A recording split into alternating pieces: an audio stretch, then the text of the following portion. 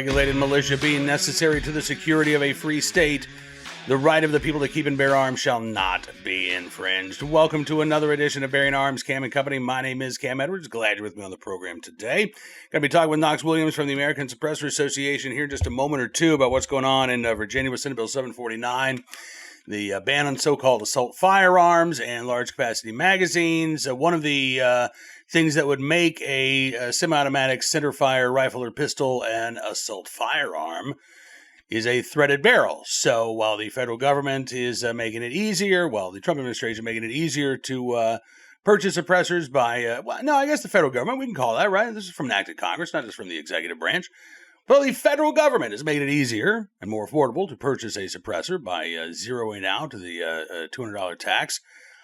The state of Virginia basically says, you know what, if you want to buy a firearm that makes it easy to attach a suppressor, you're not allowed. Yeah, one of the many gun control bills that is advanced in Virginia out of the Senate Courts of Justice Committee.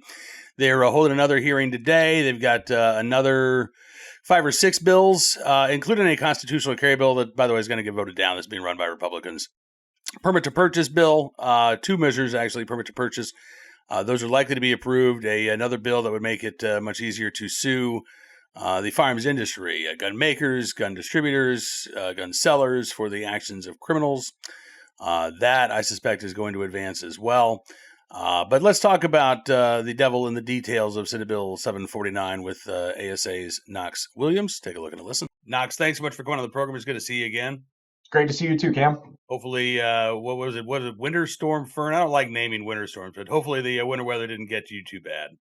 Lost power for about 8 hours here in Atlanta, but that was about it. Not too bad, all things considered. All right, that is good to hear. So let's talk about what's going on in Virginia. And honestly, if we went through every bill that's been introduced, we'd be here for hours. So let's focus on the bills that are moving right now. And unfortunately, there are a lot of those too. Senate Courts of Justice Committee held a hearing earlier this week. They advanced about a half dozen gun bills. They're meeting today. They've got other bills scheduled, including a permit to purchase, a bill that would make it way easier to sue gun makers, gun sellers, distributors for the actions of criminals. But the one that I think everybody is kind of focused on right now, and for good reason, is Senate Bill 749. This is the ban on so-called assault firearms and large capacity magazines. It has been amended since it was first introduced. And the biggest change that gun owners need to be aware of is that the grandfather clause for possessing large capacity magazines that hold more than 10 rounds, has been stripped from this bill. So as of right now, if the law takes effect on July 1st, I am going to be a criminal for keeping the magazines that are currently in my possession. Yeah. This is scary stuff. It's truly scary. I mean, it's tyranny at its finest, right? Like, the elections matter. This is a direct result of what happens when election goes sideways, for the Second Amendment. The anti-gun Democrats really want to make Virginia, California, and they are doing their best to make that happen very, very quickly. Absolutely. And then when you look at the definition of, assault firearm, it's interesting. New Mexico's got a bill, Senate Bill 17, that started moving as well today.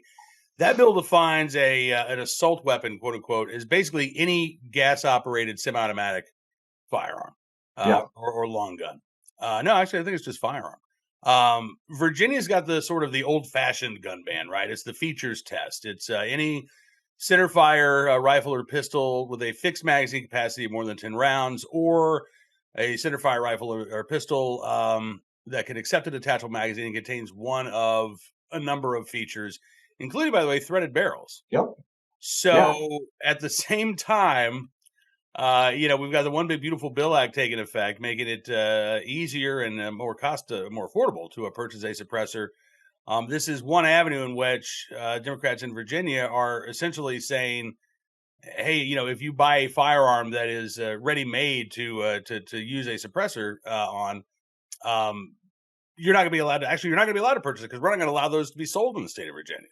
Yeah. What they're saying is basically, if you exercise your Second Amendment rights, we want to make sure that you cannot do so safely.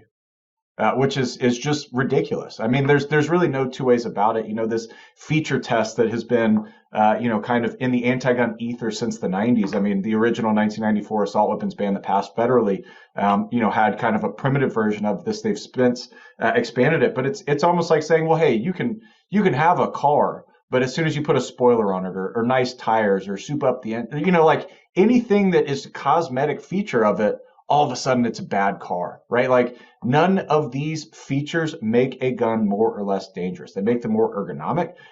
Threaded barrels give you the ability to put something to reduce the dangerous sound level to a much safer sound level. It really logically makes no sense, especially when you consider the context of the absolutely minuscule number of long guns that are used in homicides nationally every year. Of about what 15 to 20,000 homicides, taking out suicides on that, 15 to 20,000 homicides. Do you know how many use a long gun of any sort on average, according to the FBI? What, 500, 1,000? Less than that. Generally around 200 to 300. Wow. Right? So you're talking about something that is so statistically insignificant that it's barely going to be a blip on the radar, even if they were to outright ban and confiscate all these things. And make no mistake, that is what they are attempting to move towards, right? It's these feature tests. It's getting them out. It's making people register, turning them into criminals overnight, forcing compliance, and then putting them in a position where they're, sorry to be frank on this, damned if you do, damned if you don't. Yeah, absolutely. And I take this for what it's worth, and I'll tell the audience too. Take this for what it's worth, because I don't have confirmation of this, but I was speaking to somebody who is at the state capitol in Richmond on a very regular basis, and they told me that the initial draft of Senate Bill 749, not even the one that was introduced, but just the sort of initial draft that was circulated, did not have a grandfather clause for the owners of so-called assault firearms, that you would have 180 days to either turn them over to police, move them out of state, destroy them. Again, that language is not in the bill that was introduced. It's not in the bill that is before us right now. But, again, you talk about the intentions. That is the intention, I think, right? I mean, if they're going to say you can't own these magazines that you've lawfully possessed, why on earth would we think that they're going to let us own the weapons of war that they don't think belong on American streets, right? Yeah, absolutely. And you're talking about a new legislature and a new governor that's been in power for, a couple weeks? Yeah. This is just the beginning. So the one bit of good news that I want to share, and I haven't written about this at Bearing Arms yet. I actually just found this a couple minutes before you and I started talking here. Christopher Newport University's 2026 State of the Commonwealth poll was released today. And one of the questions that was asked, what do you think about the need for making gun laws stricter? 50% support. That's it. 50% support, 39% keep restrictions as is, 8% should be less strict. Now, Knox, that is really, I think, before the vast majority of Virginians are even aware of the details of these gun control bills, and they're only at 50% support. So I think, gun owners, we need to be talking about this to our friends and family members. We need to be talking about the penalties that are attached. We need to be talking about the attempt to turn lawful gun owners into criminals for possessing the things that they possess, the possible 2-month waiting period before you could purchase a firearm if the permit to purchase bill takes effect, the live fire requirement that is going to make it really difficult, especially for people in rural Virginia where they might not have access to a commercial range to take live fire training before they can purchase a firearm. I firmly believe that with this wavering level of support right now, we can have majority opposition to these gun bills before they get to Governor Spanberger's desk. Certainly hope so. And that has massive ramifications for somebody that has national aspirations. Yep. Right. She doesn't just want to be the governor of Virginia. She wants to be the president one day. And that matters. And that can absolutely temper, the impacts of the bills that she chooses to sign or to veto. So absolutely, we need to keep up the heat as much as we can in as many different ways as we can, because you never know which straw is going to break the camel's back. Look, it could all be for naught. That is a very real possibility. They've got the votes if they want this and if they want to prioritize it. And frankly, there's really not a lot that we can do if that's the case. but we should be doing everything that we can to slow this down, to stop it. And if that doesn't work, as we've seen across the country in a post-Bruin environment, Bruin retaliation legislation, this is among the worst of it that I've seen across the country. Lawsuits will be filed virtually immediately. Last week, we were out at SHOT Show. We were able to sit down with a lot of the folks from the White House. There's a possibility that they could weigh in. Folks like Harmeet Dillon with the Department of Justice's Civil Rights Division. So there's a lot of stones to turn over. Don't think that this is the end. Really, in essence, this is just the beginning. Yeah, absolutely. In fact, Harmeet Dillon has already commented on X about the magazine ban, saying that this does not comport with Supreme Court precedent. So I'm glad to see that she's taking a look. Frankly, I don't know how many justices live in the Commonwealth of Virginia, but I think there are a couple of them. And maybe this will prod some of the justices to get a move on taking some more Second Amendment cases, right? Because if they could be directly impacted by this, all of a sudden it's personal. I did write about this earlier today. The Fourth Circuit is incredibly hostile to our Second Amendment rights, but we've seen some success in state courts too, right? So Gun Owners of America recently working with VCDL, able to overturn the state's universal background check law. So that is another avenue where, honestly, I would not be surprised if we see actually sort of a dual track system where you've got some lawsuits filed in state court, some lawsuits filed in federal court. Hopefully the DOJ, as you say, gets involved. And, you're right. If the Democrats are intent on passing these things and Governor Spanberger doesn't care about shedding her moderate label that she ran on, a lot of this stuff is going to become law. But that is not the end of the story. And as you say, Governor Spanberger, I think she does have national ambitions. Typically in Virginia, governors are limited to one term. So after they're done, after that 4 years, if they want to continue a career in politics, they're looking at the U.S. Senate or they're looking at a run for president, right? Either way, I think if Spanberger is looking towards the future, she may decide, all right, I'm gonna keep that moderate mask on a little bit longer and maybe veto a couple of the worst of the worst. But it makes it easier for her to make that decision again if the opposition to these bills is overwhelming. So we cannot give up. We can't be quiet. Now's the time to actually ramp up our activism, even knowing that the legislature is in control of the Democrats. As you say, there are a lot of avenues that we could pursue. And right now, the lawsuits are in the future. Right now, we need to focus on the legislation and stopping as many of these bad bills from becoming bad laws as we possibly can. Absolutely. It's one step at a time. You can only put one foot in front of the other. That's all that we can control. And, down the road, we can contemplate, we can plan contingencies, but let's focus on what's at hand. You're absolutely right. Well, listen, Knox, again, I appreciate you joining us on the program. Hopefully, Georgia is able to avoid this mess that Virginia's in right now. Right. And that's a real concern. I mean, as we look at, elections across the country this year, Virginia was never a safe red state. I don't know that you can call Georgia a safe red state either. You got two Democratic senators. The last governor's race was not as close as the one before, but I mean, it's entirely possible that Georgians can find themselves in a world of hurt if they let their guard down too. Yeah, look, it can happen anywhere.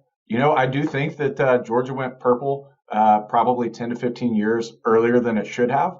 Nonetheless, we still find ourselves in a position with Senator Warnock and Senator Ossoff, two folks who are adamantly and vocally hostile to the Second Amendment. I hope that we can turn that around.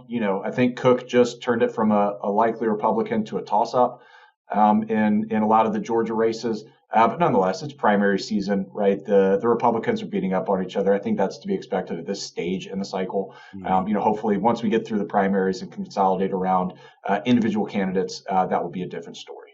Yeah. All right, Knox. Listen, man, I know we'll be doing this again very soon, but thanks for joining us on the program today.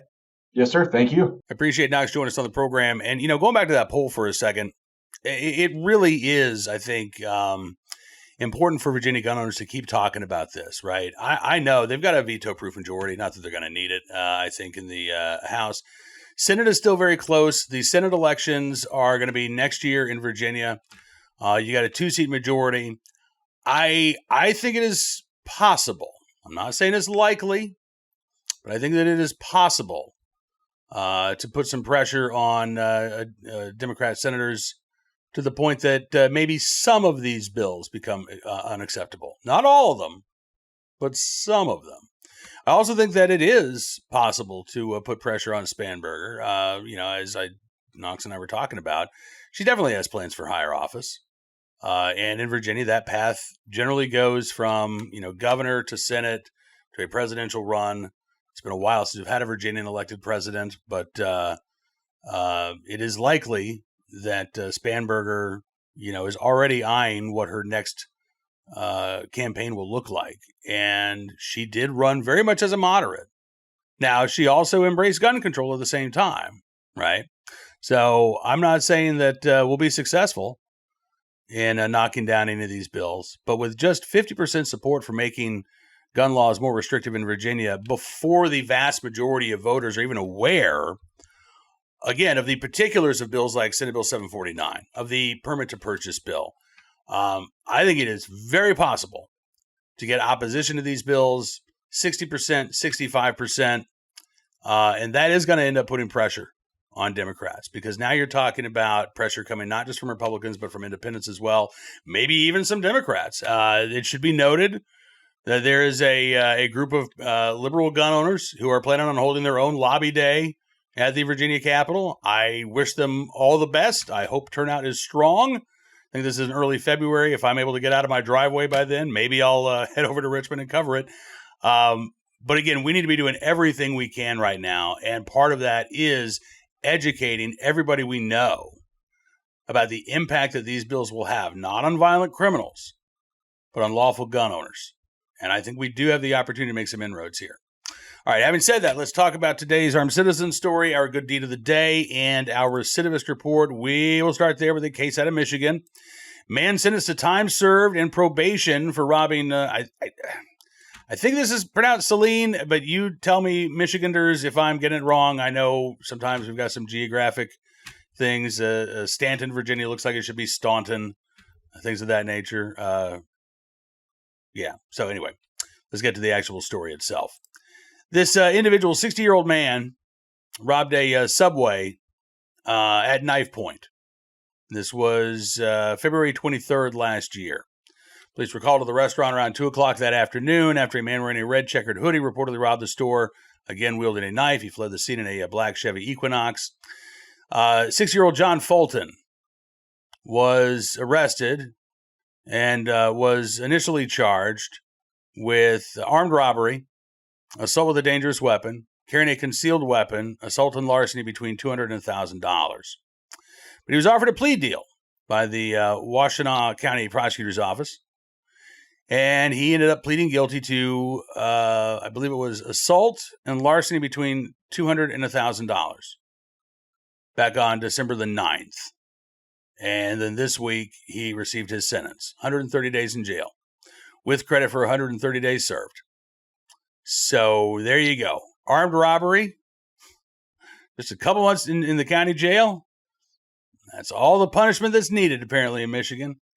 Now, if you're carrying a concealed firearm without a permit, I believe there are some mandatory minimum sentences that come with that. That's a felony offense.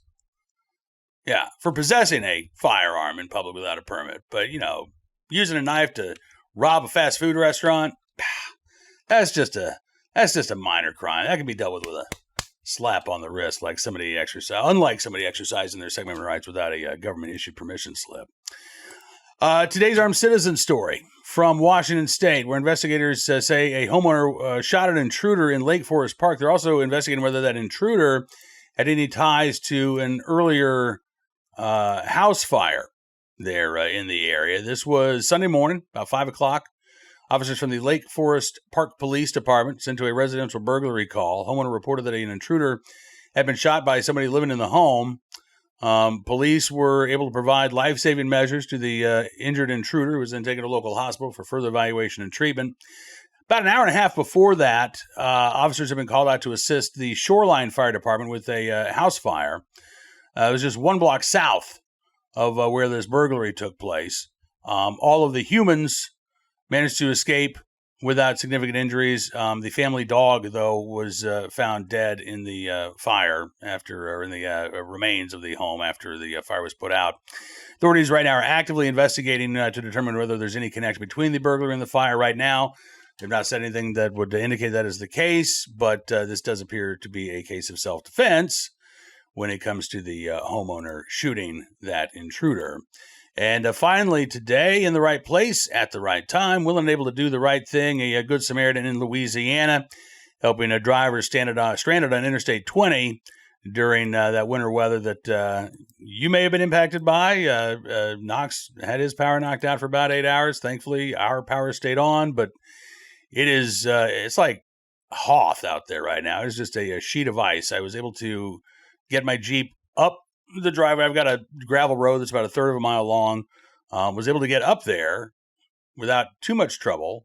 Ended up getting stuck even with the four-wheel drive once I got up there for a couple minutes, but I managed to extricate myself. But when the plows came through to clear the roads, there's about a 1.5 foot wall of ice and dirt and snow that's just packed solid that is preventing me from actually leaving my property, at least behind the wheel. So, this was a wicked weather for a lot of people around the country, in places where typically you don't see stuff like this. So Lincoln Parish, Louisiana, one of those places.